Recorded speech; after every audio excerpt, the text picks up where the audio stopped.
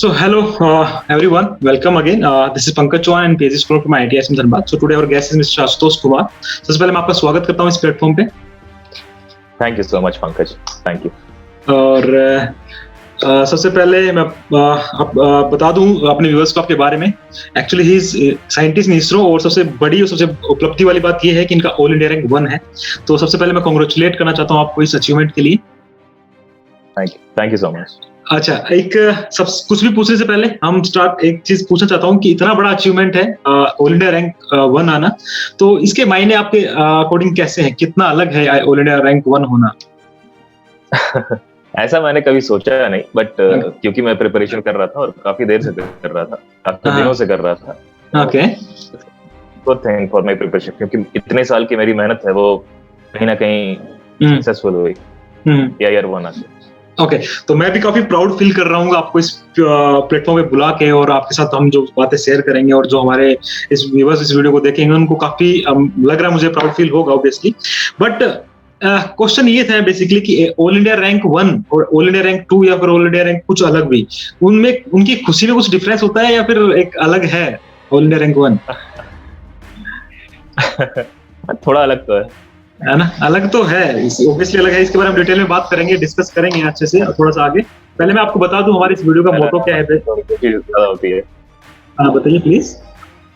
List में पहला नाम है तो खुशी थोड़ी ज्यादा होती है. ऑब्वियसली ज्यादा होती है, और एक 1.3 बिलियन की पॉपुलेशन में ऑल इंडिया रैंक 1 आना ऑब्वियसली बहुत बड़ी बात है, बहुत ज्यादा बड़ी बात है.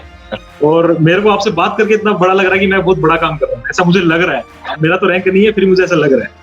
एनीवे, ओके, तो मैं थोड़ा इस वीडियो के बारे में आपको बता दूं. इस वीडियो का मेन जो मोटो बेसिकली वो है, ये है कि जो हमारे जूनियर्स हैं, ऑब्वियसली जो अपकमिंग स्टूडेंट्स हैं, जो तैयारी कर रहे हैं, इवन तो इसरो की तैयारी कर रहे हैं, डीआरडीओ की तैयारी कर रहे हैं, किसी भी कॉम्पिटिटिव एग्जाम की तैयारी कर रहे हैं, उनको थोड़ा सा रियल चीजों के बारे में इन्फॉर्मेशन मिले.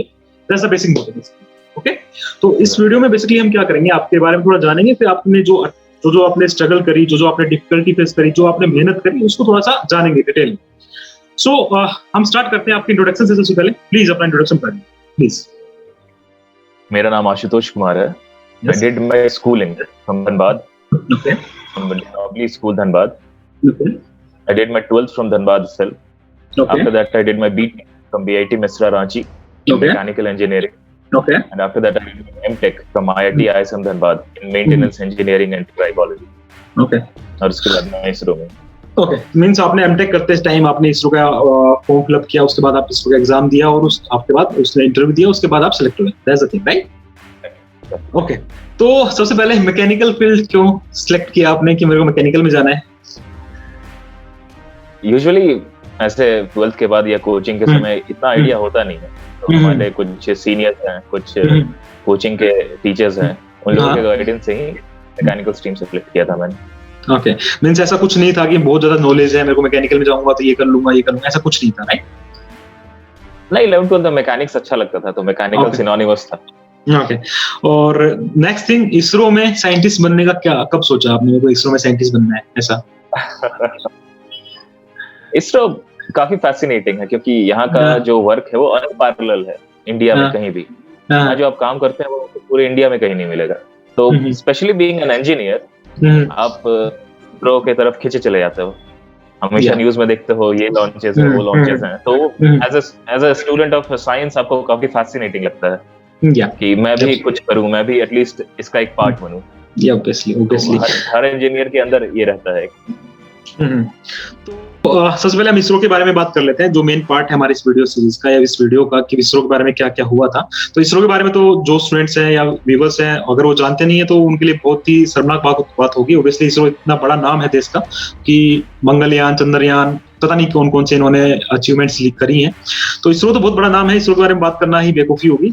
तो हम बात करते हैं इसरो में हम जा कैसे सकते हैं, उसमें एंट्री, उसमें साइंटिस्ट हम बन कैसे सकते हैं अगर इंजीनियर की बात करें तो. सबसे पहला एक कॉमन सा क्वेश्चन कि क्या क्या चीजें होनी चाहिए हमारे पास अगर हमें इसरो में साइंटिस्ट बनना है? इसरो में साइंटिस्ट बनने के कुछ स्ट्रीम्स हैं, कुछ तरीके हैं. सबसे पहला बीटेक के लिए ICRB. ICRB specific college, ISRO centralised recruitment board. Okay, वो हर साल या हर साल में कभी-कभी 2 बार भी एडवर्टाइजमेंट निकालती है. और engineer, especially in mechanical, electronics and computer science, civil also I think. Civil, हाँ sometimes, but the seats are very less in civil. उसके बाद कुछ कॉलेजेस को इसरो डायरेक्टली विजिट करती है एज फॉर कैंपस रिक्रूटमेंट, कुछ IITs and some specific NITs. Okay. उसके बाद इसरो के कुछ जो बड़े सेंटर्स हैं वो स्पेसिफिकली कुछ स्ट्रीम्स के लिए फॉर MTech एंड PhD वो अपना रिक्रूटमेंट एडवर्टाइजमेंट खुद निकालते हैं. तो अगर आपके पास कुछ स्पेसिफिक स्ट्रीम्स में MTech या PhD है तो आप डायरेक्टली वहां अप्लाई कर सकते हैं. और उसके बाद फिर कुछ स्ट्रीम्स, कुछ डायरेक्टली वो PhD को डायरेक्ट इंटरव्यू के लिए बुलाते हैं. सो ये चीजें बेसिकली आपको इसरो की वेबसाइट पे, जो इसरो के करियर का वेबसाइट है, उस पे आपको मिल जाएंगी और बड़ी काफी डिटेल्स में. और हम बात करते हैं आपके रिक्रूटमेंट प्रोसेस का बेसिकली. तो आपने जो फॉर्म फिलअप किया था, I think on the basis of under graduation fill up किया था, आई थिंक, राइट? हाँ, ओके. तो उसमें कोई ऐसा क्राइटेरिया है कि परसेंटेज इतना होना चाहिए, वो चीज इतना होना चाहिए, कुछ ऐसा क्राइटेरिया है? बस एक क्राइटेरिया है कि आपके बीटेक में 65% या फिर इक्विवेलेंट CGPA होना चाहिए, which comes to 6.84 CGPA. इससे कम होगा तो इसरो आपको एडमिट कार्ड रिलीज नहीं करेगी for exam. So this is the important thing. अगर आप इसरो के बारे में ड्रीम कर रहे हैं तो आपका CGPA इतना होना चाहिए या फिर परसेंटेज 65 के अराउंड होना चाहिए. और दूसरा चीज, जैसे कि आप ये मैकेनिकल से, तो इन्होंने मैकेनिकल का भी प्लस में RSC का भी, RSC refrigeration and air conditioning, 2 stream का इन्होंने फॉर्म फिलअप किया था, राइट? राइट. तो एक कैंडिडेट एक टाइम पे कितने फॉर्म फिलअप कर सकता है? मतलब जैसे कि अगर RSC का फॉर्म निकला हुआ है, मैकेनिकल का निकला हुआ है, ऐसा कुछ नहीं? ऐसा कुछ नहीं. You can fill any number. Okay. तो मैं थोड़ा अपने व्यूअर्स को बता दूं, जैसे ही आप फॉर्म फिलअप करते हैं, जैसे ही आपका एडमिट कार्ड आएगा तो आपके पास 2 स्टेजेस होंगी. उसके बाद रिटर्न का एग्जाम, रिटर्न टेस्ट होगा, देन आपका इंटरव्यू होगा. तो सबसे पहले हम आशुतोष बात करते हैं रिटर्न के बारे में, थोड़ा डिटेल में बात करेंगे कि क्या क्या सिलेबस होता है, गेट से कैसे डिफरेंट है ये सब, और क्या अप्रोच होनी चाहिए, कितने नंबर ऑफ क्वेश्चंस आते हैं, ये सब थोड़ा डिटेल में बताइए प्लीज. जो एग्जाम होता है गेट से डिफरेंस ये है कि क्वेश्चंस ऑलमोस्ट गेट स्टैंडर्ड के होते हैं, या मैं कहूँ कि एग्जैक्टली स्टैंडर्ड के ही होते हैं, but the time limit is 90 minutes. 80 questions होते हैं जिनके 90 मिनट में सॉल्व भी करना होता है, OMR भी भरना होता है, और थोड़े बहुत फॉर्मेलिटीज भी करने पड़ते हैं, जो सिग्नेचर वगैरह वो इन्विजिलेटर लेकर आते हैं. Effectively the time would be somewhere around 75 minutes just for solving the questions. क्योंकि आपको 10 मिनट OMR फिल करने के लिए भी चाहिए. उसके बाद अगर आप सिलेक्ट हो जाते हैं तो you are called for interview. But हम रिटर्न के बारे में थोड़ा और डिटेल में बात करना चाहता हूँ मैं आपसे. जैसे कि मैं पूछना चाहता हूँ कि जैसे कि क्वेश्चंस, जैसे आपने बताया 80 क्वेश्चन होते हैं, है ना? तो आपने किसी भी स्टूडेंट को कितने क्वेश्चन अटेम्प्ट करने चाहिए, लेवल ऑफ, जैसे आपने क्वेश्चन का बता दिया कि गेट के अकॉर्डिंग होना चाहिए, और कैसे क्या अप्रोच करनी चाहिए एग्जाम को लेके? I think in mechanical stream 60 to 65 questions would be a good attempt. But आपका accuracy भी मैटर करता है. एक्यूरेसी. और जैसे नेगेटिव मार्किंग भी होता है इसमें, 1/3 नेगेटिव मार्किंग भी होता है, तो क्वेश्चन कैसे करना चाहिए उसको भी मैटर करता है. कौन सा जो आप श्योर हैं उसी क्वेश्चन को आप करिए. आपने कितने क्वेश्चन ऐसे करे थे जिसमें आप डाउटफुल थे, ऐसा कुछ? कुछ 3-4 क्वेश्चंस थे जो डाउटफुल थे, but finally at the end of the day वो 1 या 2 ही नेगेटिव हुआ था मेरा. मींस लकीली आपका मतलब जो डाउटफुल क्वेश्चन भी सही हो गया था, राइट? एग्जैक्टली. लकीली या बोलूं या फिर हार्ड वर्क बोले? कुछ कैलकुलेटेड रिस्क होते हैं अगर आप क्वेश्चन अटेम्प्ट करते हैं, क्योंकि मेरा अटेम्प्ट ऑलमोस्ट 65 था, तो 15 questions I didn't attempt because I was not sure about that. कुछ क्वेश्चंस ग्रे एरिया में होते हैं, ऑलमोस्ट आपको पता होता है कि 50-50 की ये ऑप्शन या तो सही होगा या तो गलत होगा. तो एक रिस्क लिया जा सकता है. 3-4 क्वेश्चंस में वो रिस्क लिया जा सकता है. ओके. जैसे आप उस टाइम जब एग्जाम आप लिख रहे थे, उस टाइम जब ऑब्वियसली टाइम तो कम रहता ही है उस टाइम पे, तो आपको ये आइडिया था कि मेरे को इतना क्वेश्चन करना है या फिर मैं इतने ही क्वेश्चन अटेम्प्ट करूंगा, ऐसा कुछ आइडिया था, या फिर आपने जितना हुआ उतना किया? बिल्कुल, एक रफ एस्टिमेट होता है ना प्रीवियस कट ऑफ्स को देख के कि एटलीस्ट इतना स्कोर होना चाहिए just to get called for interviews. Okay. और हर साल कंपटीशन इंक्रीज ही हो रहा है, तो उसमें 2-4 नंबर 5 नंबर जोड़ के ही देखना चाहिए कि at least we should attempt these many questions so that we are in the safe zone to be called for interviews. Okay. तो यहाँ पे मैं एक चीज ऐड करना चाहता हूँ अपने व्यूअर्स के लिए. इनका ऑल इंडिया रैंक 1 था RSC कैटेगरी में, रेफ्रिजरेशन एयर कंडीशनिंग कैटेगरी में, और 2021 जुलाई में इनका ज्वाइनिंग था, अभी ज्वाइनिंग हुआ है रिसेंट में। ओके, तो जैसे मैं कट ऑफ की बात करूं, तो आरएससी की कट ऑफ कितनी है लास्ट ईयर, और अब एक्सपेक्टेड कितनी है कि कितनी कट ऑफ हो सकती है? अगर आपको मैकेनिकल का भी पता है तो आप मैकेनिकल के बारे में बता दीजिए please. Depends on the seats actually, क्योंकि जिस साल मैंने दिया था उस साल कट ऑफ था 158 आउट ऑफ 231।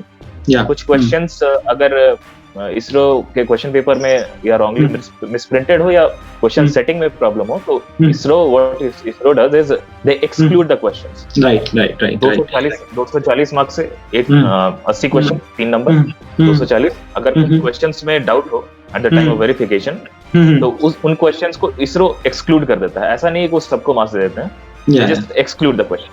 बहुत बड़ी और बहुत अच्छी बात है। Yes. So out of 231, the cutoff was, I think, 158 or something. Yeah. So around आपके हिसाब से मतलब around 170-180 will be the good score अगर आप कोई स्टूडेंट अगर तैयारी कर रहा है तो, राइट? फॉर आरएससी अगर आप बात करें, और मैकेनिकल की बात करें तो अगर मैकेनिकल की बात करें तो हम कितना उसमें डिफरेंस आता है? Difference depends on seats actually, क्योंकि इस बार सीट्स मैकेनिकल में अराउंड 130 थे, तो द कट ऑफ वेंट थोड़ा सा नीचे गया। It was around 150 something, but usually वो कट ऑफ ऊपर ही रहता है। And it depends on the level of the questions as well. Okay. हाँ, ये बेसिक चीज है। अगर आप प्रिपरेशन कर रहे हैं तो आपको ये चीज पता होना चाहिए, बहुत जरूरी है। वैसे मेरे दिमाग में एक फनी क्वेश्चन आया है कि जब आप रिटन एग्जाम लिख रहे थे उस टाइम पे, तो आपको लग रहा था कि ऑल इंडिया रैंक बना जाएगा क्या? फिर आप भी नॉर्मल थे? एकदम नॉर्मल थे। ऐसा सब दोस्त एक्चुअली हुआ कि 2-3 दोस्त साथ में ही बैठ के एक ही रूम में, लकीली उनका सेंटर हो गया था, तो साथ ही बैठ के लिख रहे थे। ऐसा कुछ ये नहीं था कि के लिए या AI-2 के लिए एम कर रहे हैं, ऐसा कुछ नहीं था। अच्छा। तो वैसे कॉन्फिडेंस तो काफी ज्यादा होगा ना आपको कि भाई मेरे प्रिपरेशन काफी स्ट्रांग है, तो उस चीज को लेके आप काफी कॉन्फिडेंट होंगे, या फिर आप एक नॉर्मल स्टूडेंट की तरह एग्जाम लिखने गए थे सिंपली?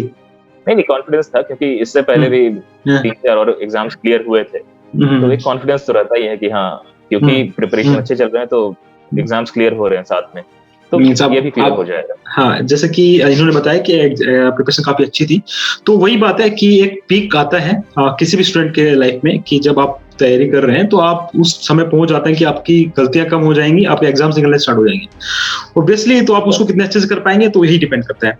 तो एक चीज मैं और पूछना चाहूंगा, जैसे इसरो के एग्जाम के बारे में पर्टिकुलरली, कि कुछ क्वेश्चन बड़े कैलकुलेटिव होते हैं, बड़ा इजी क्वेश्चन होते हैं, बड़ा, क्योंकि कैलकुलेटर होता नहीं है इसरो के एग्जाम में, तो काफी टाइम कंज्यूम होता है क्वेश्चंस में, तो उसके लिए आप क्या बताना चाहेंगे, क्या अप्रोच बताना चाहेंगे हमारे व्यूअर्स को? मेरा छोटा सा स्ट्रेटजी था for ESE and this ISRO, that अगर ज्यादा कैलकुलेशन है तो थोड़ा प्रिलिमिनरी एक फॉर्मूला लिखकर वहां पे उस क्वेश्चन को आगे बढ़ जाता था। अगर टाइम मिले मैं used to come back solve it, अगर टाइम ना मिले तो कुछ और, क्योंकि at the end of the day आपको 3 नंबर यहाँ भी मिल रहे हैं, 3 नंबर किसी और क्वेश्चन में भी मिल रहे हैं। तो अगर कोई क्वेश्चन 10 सेकंड में सॉल्व हो जा रहा है और कोई क्वेश्चन 5 मिनट में सॉल्व हो रहा है, तो it will take 10 second question. और ये समझना बहुत जरूरी है, क्योंकि किसी भी क्वेश्चन में अगर हमको 3 नंबर मिल रहा है और जब वो 10 सेकंड मिल रहा है तो उसके मायने अलग हो जाते हैं, और क्योंकि वही चीजें सिलेक्शन कराती हैं आपका कि टाइम मैनेजमेंट कैसा है आपका इन बिटवीन द एग्जाम, है ना? तो वही चीजें। और आपको क्या लगता है कि जैसे 80 क्वेश्चंस हैं, तो कुछ स्टूडेंट ऐसे भी होते हैं जो 80 के क्वेश्चंस को मतलब अच्छे से अटेम्प्ट भी कर पाते हैं सारे क्वेश्चंस को एक साथ, या फिर पॉसिबल नहीं है? आई थिंक इट्स डिफिकल्ट, क्योंकि 90 मिनट में 80 क्वेश्चन करना थोड़ा डिफिकल्ट है, वरना कट ऑफ और भी ज्यादा जाता है। तो एक लिमिट लेके कि 160-180 के आसपास अगर अटेम्प्ट है इन मार्क्स, तो it would be a safe attempt. Okay, तो बाकी कुछ और स्ट्रेटेजी या कुछ प्लान आप बताना चाहें रिटन एग्जाम को के रिगार्डिंग कि भाई ऐसा करना चाहिए स्टूडेंट्स को, या प्रिपरेशन पॉइंट ऑफ व्यू से आप बताना चाहें? आई वुड सजेस्ट कि प्रीवियस ईयर गेट और ESE के क्वेश्चंस लगा के जाने, because sometimes what happens is 20 to 30% of the questions they are directly from GATE and ESE. Yeah, वो ऑप्शन भी चेंज नहीं है, okay, डायरेक्टली वो क्वेश्चन कॉपी करके यहाँ पेस्ट कर देता है। तो अगर आप प्रैक्टिस में और आपको पता है कि इसका ये ऑप्शन है, इसका ये बी है, तो आप डायरेक्टली उन क्वेश्चंस पे टाइम सेव कर सकते हैं। अच्छा, तो आपके अकॉर्डिंग जो लेवल ऑफ एग्जाम है, इसरो का जो लेवल ऑफ एग्जाम है, एक जो स्टूडेंट जो प्रिपेयर्ड है अच्छे से, जैसे गेट ESE, क्योंकि कोई भी एक नॉर्मल स्टूडेंट है अगर वो प्रिपरेशन करता है तो गेट ESE इसरो DRDO इन सब की एक साथ ही करता है, तो एक लेवल ऑफ एग्जाम कैसा होता है इसरो का? Level of exam is almost similar to GATE, okay, BARC से थोड़ा नीचे, और कुछ क्वेश्चंस कैलकुलेटिव होते हैं, कुछ आप डायरेक्टली थियोरेटिकल क्वेश्चंस हैं जिन्हें आप डायरेक्टली हिट कर सकते हैं। और मैंने और मैं कुछ क्वेश्चन आउट ऑफ सिलेबस भी होते हैं, बट वो क्वेश्चन इसलिए होते हैं कि आपको छोड़ने होते हैं, स्किप करने होते हैं, क्योंकि आपको 240 में से 240 नहीं लाने होते हैं। जैसे इन्होंने बताया कि अराउंड 170 160 आएगा, तो आप एक सेफ स्कोर में है। और दूसरी बात और मैं यहाँ पे ऐड कर दूं कि जो इसरो में जो प्रोसेस है, उसमें जो रिटन एग्जाम का स्कोर है वो बस क्वालिफाई होने तक ही है। उसके बाद जो इंटरव्यू का जो स्कोर होगा वो आपको अलग तरीके से आपको नॉमिनेट करेगा, मींस आपको ऑल इंडिया रैंक अलग देगा। दैट्स द थिंग, मींस दोनों आपस में रिलेटेड नहीं है। तो आपको मेन मकसद यही होना चाहिए कि मैं कैसे क्वालिफाई करूं, कैसे अपना नेक्स्ट स्टेज पे पहुंचूं। तो ये बातें थी। उसके अलावा मैं जब सिलेबस की बात करूं, तो सिलेबस में क्या डिफरेंस है गेट का और इसरो में? पहले थोड़ा सा डिफरेंस था, वो कंप्रेसिबल फ्लो नोजल वगैरह ISRO they used to ask, but अब क्या हुआ है कि अभी रिसेंटली गेट का सिलेबस रिवाइज हुआ है, तो उसमें कंप्रेसिबल फ्लो नोजल वगैरह वो सब ऐड कर दिए हैं। तो I think it's almost same. Okay, तो ये सिलेबस भी हो गया है अभी। तो मुझे लगता है अभी रिटन एग्जाम के बारे में कुछ बचा है, और एनीवे अगर आपको कुछ डाउट है तो आप पूछ सकते हैं हमसे कमेंट में। और मैं बात करूं जैसे कि अभी दूसरा कि ये सीबीटी एग्जाम नहीं है, आपको मैनुअली ओमार को भरना पड़ेगा, और अभी भी ऐसा ही होता है आई थिंक, राइट ना? हाँ, ओके। तो अब हम मूव करते हैं आपके इंटरव्यू के ऊपर, जो आपका इंटरव्यू हुआ था। तो सबसे पहली बात कि जो इसरो का रिटर्न हुआ था उसके कितने दिन बाद रिजल्ट आता है, और कितने दिन बाद आपको इंटरव्यू के लिए कॉल आती है? एक्चुअली हुआ क्या था कि हमारा रिटर्न था जनवरी 2020। ओके। उसके बाद रिजल्ट आया इन लेट फेब और starting March, I do not recall. उसके बाद ड्यू टू जस्ट लॉकडाउन सब बंद हो गया, एवरीथिंग स्टॉप्ड। और उसके बाद मोर देन 1 ईयर, 1 साल के बाद हमारा इंटरव्यू फेब 2021 को हुआ, 9th Feb 2021। Okay, and after that results were around 2 months after that. Okay. But this situation was like a little bit uncertain actually because of corona pandemic. तो थोड़ा चीजें जल्दी हो जाती हैं अगर इन जनरल हम बात करें, अगर सिचुएशन एकदम यूजुअली 1 साल में ये प्रोसेस कंप्लीट हो जाता है, बट इस साल थोड़ा सर्कमस्टेंसेस हो सकते हैं। ओके, तो जैसे कि अभी मैं बात करूं कि अगर इंटरव्यू की हम पर्टिकुलरली बात करें, तो कितना इंपॉर्टेंस है इस इंटरव्यू का सिलेक्शन प्रोसेस में अगर हम बात करें? इंटरव्यू का ही 100% इम्पोर्टेंस है, क्योंकि written is just qualifier. Okay. और आप इंटरव्यू में जैसा परफॉर्म करते हैं उस पर ही आपका रैंक डिसाइड होता है, if you are in the merit list और out of the merit list. तो कितने रेशियो में स्टूडेंट्स को बुलाया जाता है, लाइक क्वालिफाई किया जाता है, लाइक फॉर इंटरव्यू? RSC में द रेशियो वाज 1:15 और मैकेनिकल में द रेशियो वाज 1:7। ओके। तो बता दूं मैं व्यूअर्स को कि इन्होंने मैकेनिकल और आरएससी दोनों का ही रिटन क्वालिफाई किया था, और दोनों के ही इंटरव्यू इन्होंने दिए थे at the time of his interview. तो पहले आपका आरएससी का इंटरव्यू हुआ था या फिर मैकेनिकल का? RSC first. ओके, तो एग्जाम भी साथ हुए थे या फिर एग्जाम में भी कुछ डिफरेंस था? एग्जाम एक ही दिन होता है, in the morning it's RSC, evening it's mechanical. और if you are lucky then hardly you get 1 day difference, like some time क्या होता है कि सिविल का हो जाता है पहले या फिर ऐसा कुछ होता है, तो आपको एक दिन का चांस, एक दिन का मिल जाता है बेसिकली, जहां तक मेरा आइडिया। हाँ प्लीज। हमारे समय ऐसा नहीं हुआ था, यूजुअली एक ही दिन होता है, क्योंकि मैंने ये दूसरी बार दिया, तो उससे पहले भी हुआ था जो एक ही दिन में हो गया था। बट एक ही दिन है तो ऐसा है कि सेंटर चेंज होता है या फिर सेंटर आसपास मिल जाता है? आसपास ही रहता है, क्योंकि कोलकाता में रहता, तो like 20 kilometre from the first centre, और टाइम मिल जाता है क्योंकि 90 मिनट का ही एग्जाम है, तो यू कैन इजीली कम। हाँ, एक मुझे थोड़ा याद है क्योंकि एक मेरे दोस्त थे जिनका आरएससी का भी था, मैकेनिकल का भी था, बट टाइम इतना नहीं था कि उनको ट्रैवलिंग का तक पहुंच सके, तो इसलिए उन्होंने मैकेनिकल का ही दिया था। अभी वो साइंटिस्ट हैं, उनसे भी बात करेंगे थोड़े दिन में। ओके, तो अभी हम मूव करते हैं। जैसे आपका आरएससी का इंटरव्यू हुआ था, तो इंटरव्यू कितनी देर चला था, पैनल में कितने लोग थे, इनके बारे में थोड़ा बताइए प्लीज। ड्यू टू कोरोना हमारा इंटरव्यू ऑनलाइन हुआ था। It's was first time, I think first time था कोरोना के कारण। ओके, तो we were called to ISRO centre whichever was near to us. Okay, क्योंकि मैं धनबाद से हूँ, तो मेरा सेंटर कोलकाता था। ओके। तो in our panel there were like 8 to 10 senior scientists okay जो और एक चेयरमैन थे जिनसे लकीली मैं यहाँ इसरो में आकर मिला ओके और अभी रिकॉग्नाइज हाँ ओके अभी ओके तो जैसे आपने बताया ऑनलाइन था, फिर आपको कोलकाता क्यों जाना पड़ा? ऑनलाइन तो आप घर से भी दे सकते थे।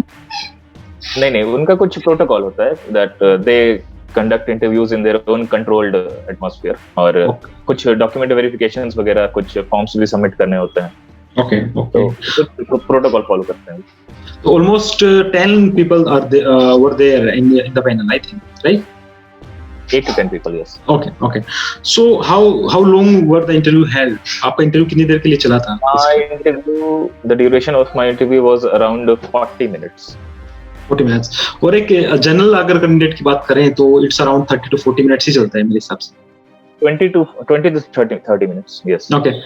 तो जैसे आपने इंटरव्यू फिनिश किया तो आपको लग रहा था कि मैं अगेन वही क्वेश्चन पूछूंगा कि ऑल इंडिया रैंक की तरफ आप जा रहे हैं ऐसा, या फिर आपको लग रहा था कि सिलेक्शन हो ही जाएगा? मुझे ऐसा लग रहा था। I was hopeful कि सिलेक्शन हो जाएगा, बट ऐसा कोई स्टूडेंट नहीं सोचता है कि AIR 1 ही आ जाएगा। अच्छा मतलब क्योंकि हाँ interview was went very good. Okay so कैसे इंटरव्यू स्टार्ट हुआ? कहाँ से आपसे चीजें आप पूछी गई? कैसे आपसे कुछ स्टार्ट किया करवाया गया?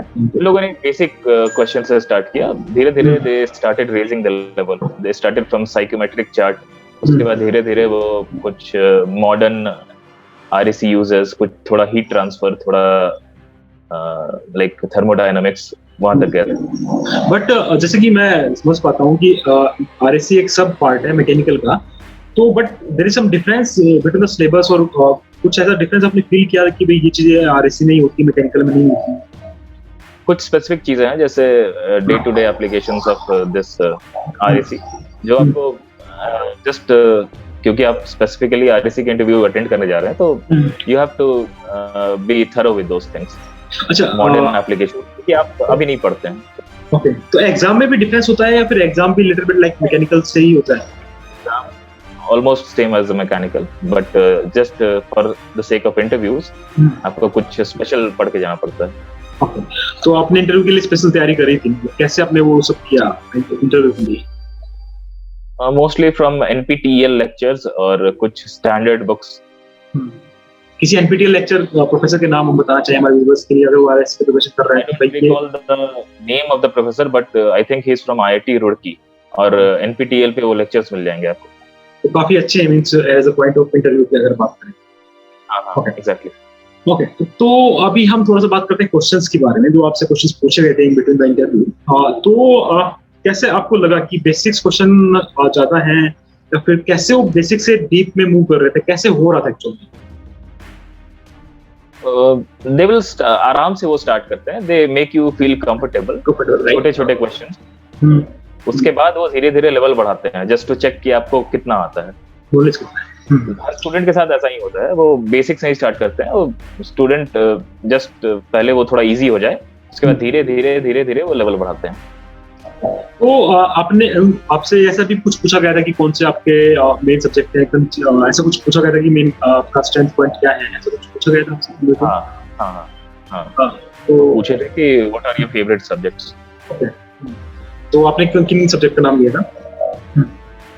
I said RAC क्योंकि RAC का इंटरव्यू था, थर्मोडायनामिक्स और heat transfer, strength of material and this theory of machines. So ये मींस कह सकते हैं RAC और मैकेनिकल के जो सब्जेक्ट्स ऑलमोस्ट इक्वल ही हैं, मतलब एक जैसे ही हैं। हाँ और ऐसा भी है कि RAC का एक डिफरेंट ब्रांच है कॉलेजेस में या फिर मैकेनिकल वाले ही बच्चे सेलेक्ट होते हैं? नहीं ऐसा कुछ नहीं, मैकेनिकल वाले नहीं पढ़ते हैं सर। अच्छा फिर RAC को डिफरेंट क्यों किया गया है? फिर RAC is why it is different? कुछ एप्लीकेशंस यार डिफरेंट है। हां मींस उन्हें RAC ओरिएंटेड बच्चे ही चाहिए? नहीं एक यहाँ क्या कहते हैं कुछ थोड़ा अलग काम है हमारा। ओके काम की डिटेल्स में नहीं जा सकते फिलहाल। तो जैसे कि अब मैं बात कर रहा हूँ आपके इंटरव्यू की फिलहाल, और जैसे कि इन बिटवीन आपको कभी ऐसा लगा हो नर्वसनेस आ रहा है कि भाई मैं क्वेश्चंस के मतलब आंसर नहीं दे पा रहा हूँ, ऐसा कुछ लगा इन बिटवीन? कुछ क्वेश्चंस ऐसे थे जिनमें I got stuck, but they will ease your way through the interview. वो कुछ बताते हैं, they will give you hints. आप इसको ऐसे नहीं कि ऐसे सोचो, तो आप अगर आपके पास थोड़ा सा कंसेप्चुअल नॉलेज है तो आप उन हिंट्स को पकड़ के आप कंक्लूजन पर अराइव कर सकते हैं। तो आपके टाइम में कितनी वैकेंसी थी, आपने बताया था मुझे एक बार फिर से बताना।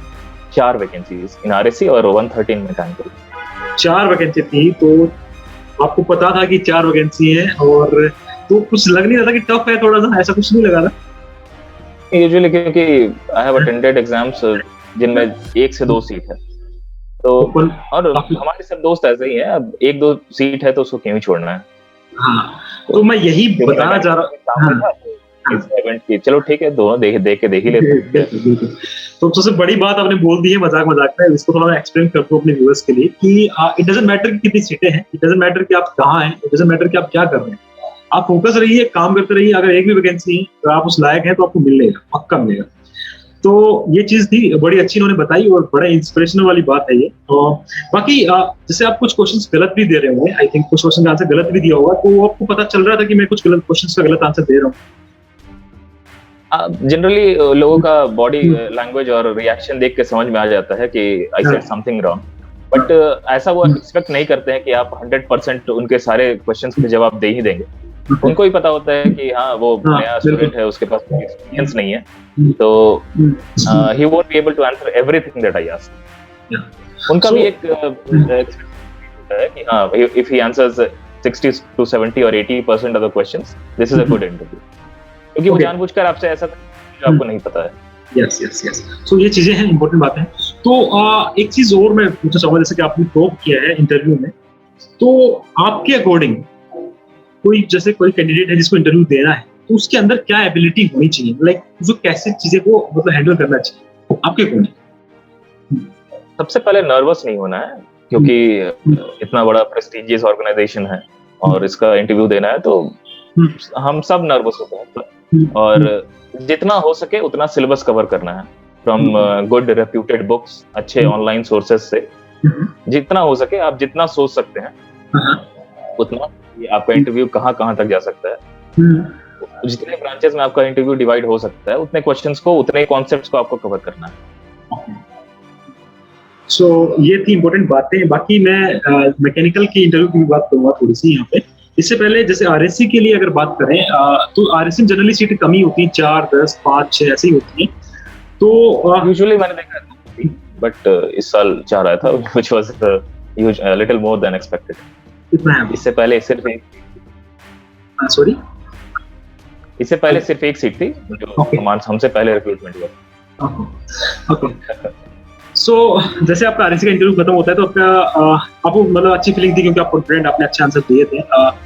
तो आपका रिजल्ट कितने दिन बाद आया था उसके बाद? 1.5 से 2 महीने बाद। अच्छा, तो मैकेनिकल का इंटरव्यू उसका इन बिटवीन हो चुका था या मैकेनिकल इंटरव्यू उसके बाद हुआ? नहीं, मैकेनिकल उसके बाद हुआ था, मतलब आफ्टर रिजल्ट। यस। तो आप सेलेक्ट हो चुके थे, तो आपने सोचा था कि मैं मैकेनिकल का इंटरव्यू दूं, या फिर क्या आपने मूड बनाया था? हाँ, मैकेनिकल का इंटरव्यू मैंने अटेम्प्ट किया था, but unfortunately I didn't get selected. हाँ, आपने मुझे कुछ बताया था कि मैकेनिकल में आपने इंटरव्यू में कुछ बोल दिया था कि जिससे वो थोड़ा इंटरव्यू में इफेक्ट पड़ा था, तो क्या आपने बोला था? Kind of slipped out of my mouth that I am selected in ISRO RSC, which I shouldn't have said. आपको ये नहीं बोलना चाहिए था। तो अगर मैकेनिकल के इंटरव्यू की बात करें, कुछ इंपोर्टेंट बातें हम अगर उनके इंटरव्यू की भी बात करें, तो मैकेनिकल में क्या चीजें आपने फेस की डिफरेंटली आरएससी से, जो आरएससी वाले इंटरव्यू में नहीं हुआ? डिफरेंट की आपसे 3 फेवरेट सब्जेक्ट्स पूछे जाएंगे, बट मैकेनिकल में the depth of the interview throughout the mechanical syllabus would be more. वो आपसे कहीं से भी क्वेश्चन पूछ सकते हैं, just to make you comfortable आपसे वो पूछ लेंगे कि आपके फेवरेट सब्जेक्ट्स क्या हैं, but the very next question won't be from your favorite subject. There's a possibility that the first question will not be from your favorite subjects, क्योंकि उनको चेक करना है कि आपको मैकेनिकल पूरे स्ट्रीम का थरो नॉलेज है या नहीं है। और उसके अलावा वही चीजें सेम होती हैं, कैसे आपको चीजें हैंडल करनी चाहिए, बेटर हम उसके बारे में बात कर चुके हैं आरएससी के बारे में। और जो इन्होंने ब्लंडर किया था, means you can say that कि थोड़ा बहुत मिस्टेक किया था, वो बता दिया था इन्होंने। बट ऑब्वियसली इनको आई थिंक आप मेरे हिसाब से प्रिपेयर्ड हो चुके थे कि वो इसका आरएससी ज्वाइन करना है। एग्जैक्टली। हाँ, तो कोई ऐसा हम बोलेंगे नहीं कि ये गलती थी, एनीवे ये बातें थी, हमने इंटरव्यू के बारे में डिस्कस किया अच्छे से, और एंड मुझे लगता नहीं है कुछ बचा है। अगर कुछ और चीज आप ऐड करना चाहें, मोटिवेशन देना चाहें हमारे व्यूअर्स को, तो प्लीज बताइए। श्योर, क्योंकि अभी पीएसयूज और गेट के थ्रू रिक्रूटमेंट काफी कम ही आ रहे हैं, तो यूजुअली स्टूडेंट्स गेट फ्रस्ट्रेटेड। तो ऐसे फ्रस्ट्रेट नहीं होना है, क्योंकि कहीं ना कहीं धीरे धीरे अपॉर्चुनिटीज आती हैं, और अपना प्रिपरेशन जारी रखिए, तैयारी करते रहिए, मेहनत करते रहिए, कहीं ना कहीं सिलेक्शन तो होना ही है। मेहनत बिल्कुल काम आती है, एट द एंड आपकी मेहनत है वो कहीं ना कहीं जरूर काम आएगी, उसमें कोई शक ही नहीं है, डाउट ही नहीं है। अच्छा, एक क्वेश्चन और मेरे माइंड में आया है कि कुछ स्टूडेंट्स होते हैं जिनका प्रिपरेशन टाइम थोड़ा लंबा हो जाता है, 1 साल 2 साल 3 साल 4 साल ऐसा, है ना।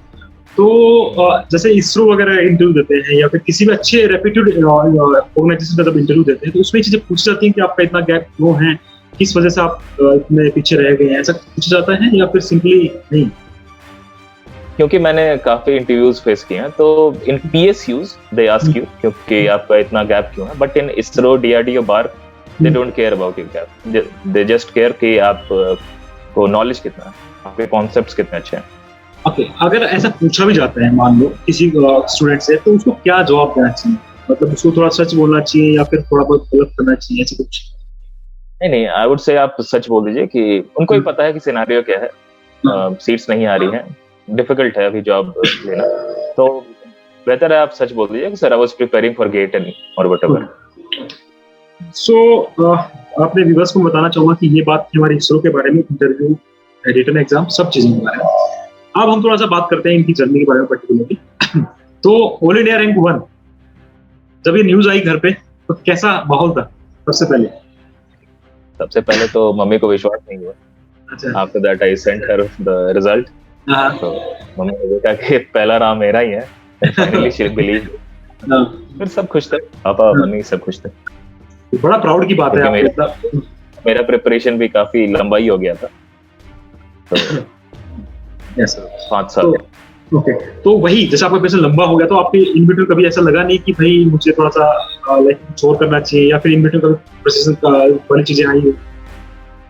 नहीं, इससे पहले मैं जॉब कर रहा था, I was in railway before that. Railway government job, yes.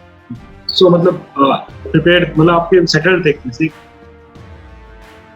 कह सकते हैं, but I was a junior engineer there in Indian Railways, तो कहीं ना कहीं और आगे बढ़ना था और कुछ अच्छा करना था, तो I was slowly I continued my preparations even after joining Indian railways. उसके बाद सिलेक्शन 3-4 जगह और हुआ, but finally I thought of settling in ISRO. तो हम थोड़ा बात करते हैं आपकी जर्नी का। जैसे कि किसी भी स्टूडेंट का जर्नी होता है, उसमें कुछ अप्स एंड डाउन ऑब्वियसली होते हैं, तो आपकी में भी हुए होंगे ऑब्वियसली। तो क्या डाउन्स आपने फील करे, लाइक क्या क्या चीजें आपकी डिफिकल्टीज आपके रास्ते में आई थी, वो मैं आपसे पूछना चाहूंगा। क्योंकि मैं प्रिपरेशन काफी समय से कर रहा था, as I said, I attempted many interviews, many exams again, PSC, some PSUs, GATE, कहीं सिलेक्शन मेरा 1 नंबर से नहीं होता था, कहीं आई मिस्ड बाय 0.2 मार्क्स, तो फ्रस्ट्रेटिंग था, but I still kept on, क्योंकि मम्मी पापा का सपोर्ट था घर से, फिर दोस्तों का सपोर्ट था, एक्सटेंडेड फैमिली का सपोर्ट था। I still kept on doing my preparations, and finally I got a few selections. Yeah, that's a very big thing you said actually, कि सपोर्ट जो होता है, लाइक इवन इसको फ्रेंड या फिर घर का सपोर्ट या किसी भी चीज का सपोर्ट बहुत मायने रखता है बेसिकली। और दूसरा अपना खुद का स्ट्रॉन्ग होना भी बहुत मायने रखता है, क्योंकि अगर आदमी डिमोटिवेट हो जाए कि यार मेरा नहीं सिलेक्शन हो रहा है, जैसे उन्होंने बताया इनका 1 मार्क्स से या 0.2 मार्क्स से भी सिलेक्शन होता है, तो अगर वो वहां पे डिमोटिवेट हो जाते तो आज इसरो में ऑल इंडिया रैंक 1 नहीं होता। तो ये चीजें हैं जो बहुत इंपॉर्टेंट है लाइफ में। और सबसे एक अलग बात की, जो आपकी जो सक्सेस है ऑल इंडिया रैंक 1 है, उसको आप उसको मतलब सक्सेस का श्रेय किसको देना चाहेंगे, किसको डेडिकेट करना चाहेंगे? उन्होंने काफी सपोर्ट किया है, कैसे उन्होंने मतलब सपोर्ट किया, थोड़ा बताइए उनके बारे में प्लीज। हाँ, मेरे फादर इंडियन रेलवेज में हैं और मेरी हाउसवाइफ है, तो पापा का काफी सपोर्ट था कि बेटा तुम तैयारी करो, because I am still earning, तुम्हें अभी जॉब वगैरह के बारे में सोचने की जरूरत नहीं है, तुम अपने गोल्स को सेट करो और उनको अचीव करो। It's a great thing. और इतने अच्छे, मैं एक बार थैंक यू बोलना चाहूंगा मोहित पापा को कि आपको इतना सपोर्ट किया और फाइनली आप सेलेक्ट हुए अच्छी जगह पे, हमको प्राउड फील कर रहा है, कैसी बात है। और अभी चलते चलते लास्ट में वीडियो के, जैसे कुछ स्टूडेंट बेसिकली ऐसे हैं जो फेल हो जाते हैं, इवन गेट की एग्जाम बात करें, पीएससी की बात करें या फिर इसरो की बात करें, क्योंकि इसरो में भी कुछ स्टूडेंट्स ऐसे होते हैं जो 2 या 3 अटेम्प्ट देने के बाद फिर सिलेक्ट होते हैं, कुछ ऐसे होते हैं 2-3 अटेम्प्ट देने के बाद वो छोड़ देते हैं करना। तो उनके लिए आप क्या बोलना चाहेंगे कि कैसे वो टिके रहें अपने मतलब एम पे? क्योंकि मैंने भी खुद ऐसा फेस किया है। मैंने ईएसटी का मींस 2 बार दिया है, उसके बाद गेट मैंने कुछ 3 बार दिया है, और ये तो भी मैंने 2 बार दिया है। तो आप कोशिश करते रहो, लगे रहो, क्योंकि जो कोशिश करते हैं उन्हीं की जीत होती है। अब आप हार के बैठ जाओगे तो कुछ भी नहीं होगा ना जिंदगी में। बिल्कुल बिल्कुल। तो धीरे धीरे इंक्रीमेंटल, आप धीरे धीरे कोशिश करो, धीरे धीरे अपने पढ़ाई को स्लोली बढ़ाओ। ऐसा नहीं है कि बस एक दिन में ही सब कुछ कर लेना है, धीरे धीरे आप सिलेबस कवर करो, अपना डेप्थ बढ़ाओ, नॉलेज बढ़ाओ, कॉन्सेप्ट्स बढ़ाओ, सिलेक्शन होता है। बिल्कुल, काफी अच्छी बात आपने बताई। और यही था, आपसे पूछा मैंने, और कुछ लगता नहीं कुछ बचा है। अगर फिर भी आपको लगता है, मैं अपने व्यूअर्स को बोलना चाहूंगा कुछ बचा है, तो आप कमेंट में बताइए हमें। तो यही सब बातें थी जो हमने आपसे करी, और मुझे बहुत अच्छा लगा बेसिकली आपसे बात करके, और इतनी अच्छी अच्छी नॉलेज वाली बातें शेयर करके। और मैं काफी फॉर्चून मानता हूँ, अपने आप को फॉर्चुनेट मानता हूँ कि आपको मैं यहाँ लेके आया और बातें करी आपसे। इवन दो व्यूअर्स के लिए मैं बोलना चाहूंगा कि अगर कुछ बचता है, आपका कुछ डाउट्स हैं, तो आप कमेंट सेक्शन में बता सकते हैं। साथ में मैं मिस्टर आशुतोष कुमार का जो फेसबुक हैंडल है वो डिस्क्रिप्शन में डाल दूंगा, उनसे आप डायरेक्टली कॉन्टेक्ट कर सकते हैं। कोई भी चीजें आपको है तो आप जान सकते हैं basically. So mister Ashutosh, I am so thankful to you. Thank you very much for inviting. Thank you so much. Okay, तो मिलते हैं अगली वीडियो में। ओके।